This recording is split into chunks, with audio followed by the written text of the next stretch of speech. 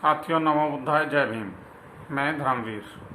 आज बात करते हैं तथागत गौतम बुद्ध जी के बारे में। सर्वप्रथम आपको बुद्ध पूर्णिमा की हार्दिक शुभकामनाएं और बहुत बहुत बधाइयाँ। साथियों, तथागत गौतम बुद्ध जी का जन्म लुम्बिनी में 563 ईसा पूर्व इक्ष्वाकु वंशीय शाक्य कुल के राजा शुद्धोदन के घर में हुआ था।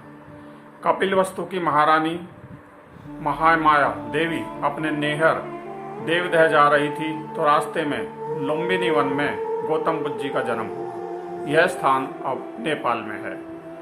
बचपन में उनका नाम सिद्धार्थ रखा गया। जन्म के 7 दिन बाद ही मां का देहांत हो गया। सिद्धार्थ की मौसी गौतमी ने उनका लालन पालन किया। सिद्धार्थ ने वेद और उपनिषद तो पढ़े ही, राजकाज और युद्ध विद्या की भी शिक्षा ली। कुश्ती, घुड़दौड़, तीर कमान, रथ हाँकने में कोई उनकी बराबरी नहीं कर पाता था। सिद्धार्थ के मन में बचपन से ही करुणा भरी थी। उनसे किसी भी प्राणी का दुख नहीं देखा जाता था।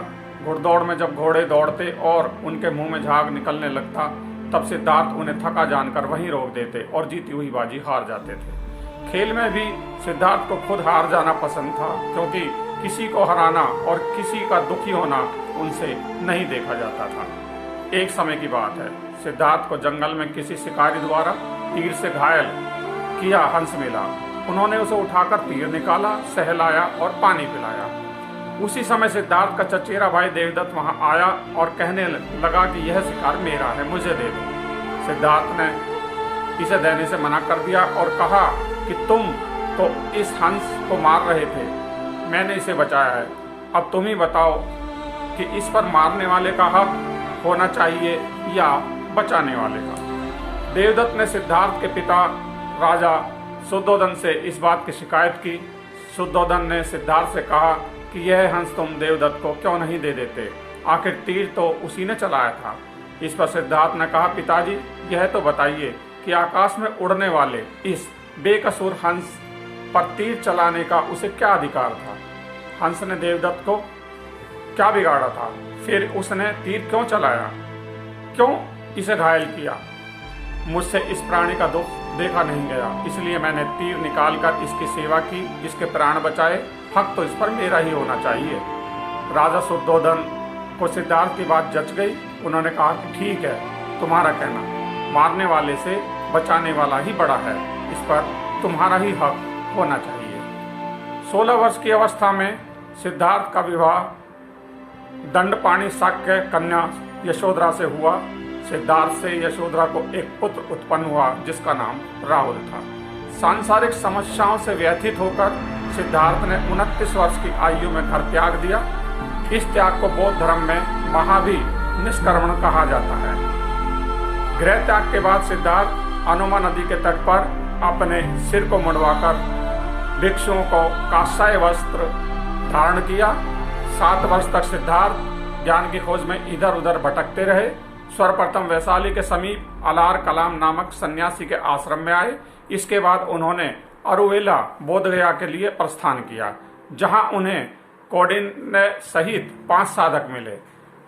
6 वर्ष तक अथक प्रयास के बाद तथा घोर तपस्या के बाद 35 वर्ष की आयु में वैशाख पूर्णिमा की रात पीपल वृक्ष के नीचे निरंजना नदी के तट पर सिद्धार्थ जी को ज्ञान प्राप्त हुआ। इसी दिन से सिद्धार्थ तथागत कहलाए। ज्ञान प्राप्ति के बाद सिद्धार्थ तथागत गौतम बुद्ध के नाम से प्रसिद्ध हुए।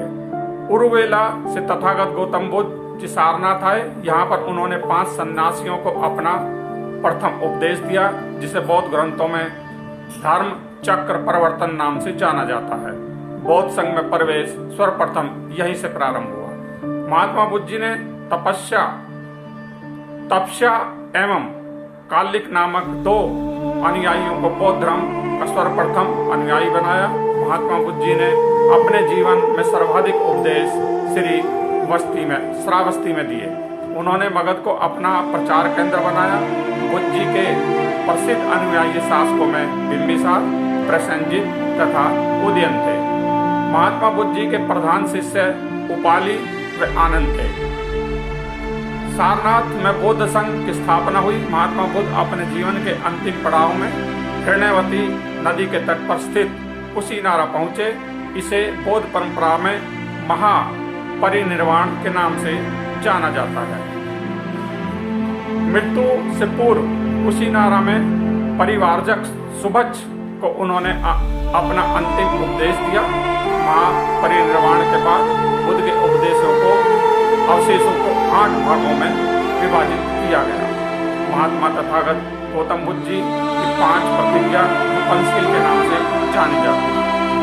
मैं चोरी नहीं करूंगा, मैं व्यभिचार नहीं करूंगा, मैं किसी भी स्त्री या पुरुष को गलत दृष्टि से नहीं देखूंगा, मैं झूठ नहीं बोलूंगा, मैं शराब आदि नशीले पदार्थों का सेवन नहीं करूंगा।